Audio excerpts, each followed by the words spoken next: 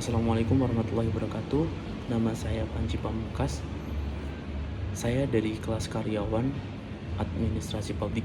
Di sini saya akan menjelaskan tentang global governance. Global governance mengarah ke lebih dari institusi formal dan organisasi di mana manajemen dalam peristiwa internasional terus-menerus berlangsung dan membayangkan masuknya sistem-sistem atas aturan dalam semua tingkatan pada aktivitas manusia dan terus mencari tujuan-tujuan pengawasan sebagai reaksi atau akibat tradisional. Pemerintahan global adalah membuat atau men-setting institusi-institusi global yang bertujuan merubah hasil dari globalisasi. Global governance sebagai interaksi horizontal dan vertikal yang mengklaim semua orang terlibat, lebih cenderung ke arah politis daripada konsep akademis. Yang dipandang sebagai good governance in global level mencakup norma yang jelas di dalamnya. Governance menjadi relevan setidaknya dalam dua hal sebagai berikut. Pertama, diskusi tentang kebutuhan dalam global governance. Apa yang dimaksud dengan perubahan global dan apa yang dimaksud dengan solusi kebijakan global. Kedua, perkenaan sebagai implikasi politik dari perubahan-perubahan, walaupun mereka menafikan aturan negara yang meningkatkan eksistensi global governance.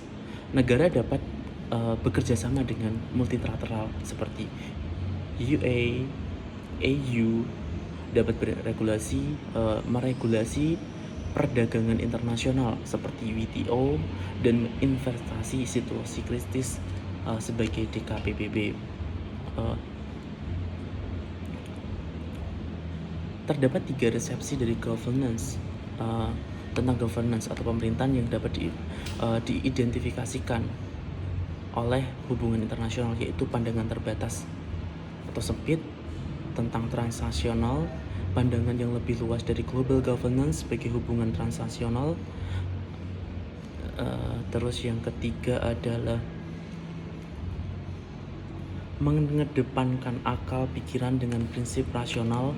Yang keempat adalah memaksimalkan peran individu dan mengambil individu dan aktor-aktor non-negara. Yang kelima adalah kebebasan, kerjasama, kemajuan, dan kesejahteraan kaum liberal rasional dan dapat dipakai dalam memecahkan persoalan-persoalan internasional. Para liberalis, para individu, yang memiliki banyak kepentingan dan dapat berguna dalam aksi sosial yang kooperatif dan menghasilkan manfaat tidak hanya untuk diri sendiri tetapi untuk sosial dan kooperatif menghasilkan manfaat dan untuk sosial ataupun orang lain.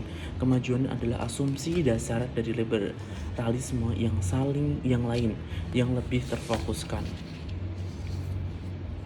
Nah, terus manusia memiliki akal pikiran dan rasional ketika digunakan untuk memecahkan masalah-masalah internasional melalui kerjasama misalnya, maka akan tercipta sebuah keharmonisan dalam hubungan internasional.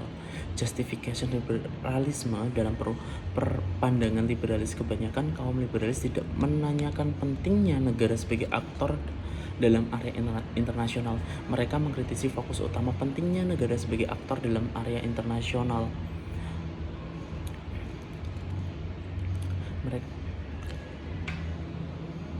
Aktor lain berasal dari individu, pandangan, dan perusahaan, pentingnya korporasi transnasional dan pertumbuhan organisasi internasional seperti PBB, Bank Dunia, EU, dan lainnya.